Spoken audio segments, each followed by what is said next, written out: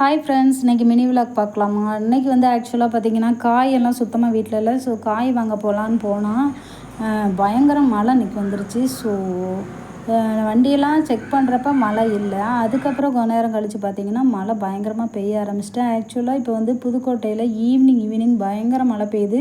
So அதுக்குள்ளே காய் வாங்கிட்டு வந்துடலான்னு பார்த்தா காய் வாங்கிட்டு இருக்கப்பே மழை பெய்ய ஆரம்பிச்சிட்டு, ஸோ எல்லா காயும் வாங்கிட்டு பே பண்ணிவிட்டு பார்த்தா மழை பயங்கரமாக பொத்துக்கிட்டு ஊற்றுது.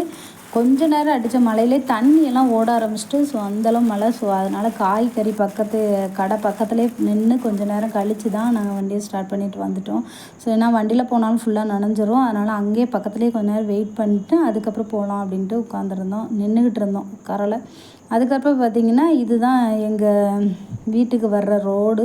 ஸோ பயங்கரமாக மழை பெஞ்சு பார்த்திங்கன்னா நல்லா பச்சை பச்சேன்னு இருக்கும். பார்க்கவே ரொம்ப அழகாக இருக்கும். இது வந்து கிட்டத்தட்ட ஹில் ஸ்டேஷன் மாதிரியே இருக்கும். மேகமே இன்னும் கூடிக்கிட்டே தான் வருது.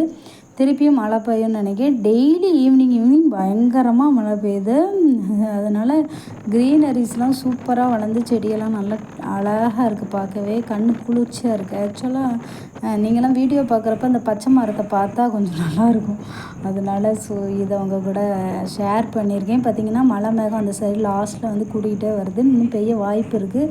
ரோடெல்லாம் ஒரு வாரம் பெஞ்ச மழையில் கொஞ்சம் குண்டு குழியுமாக இருக்குது. ஸோ அதனால் பார்த்து கேர்ஃபுல்லாக தான் வர மாதிரி இருந்துச்சு.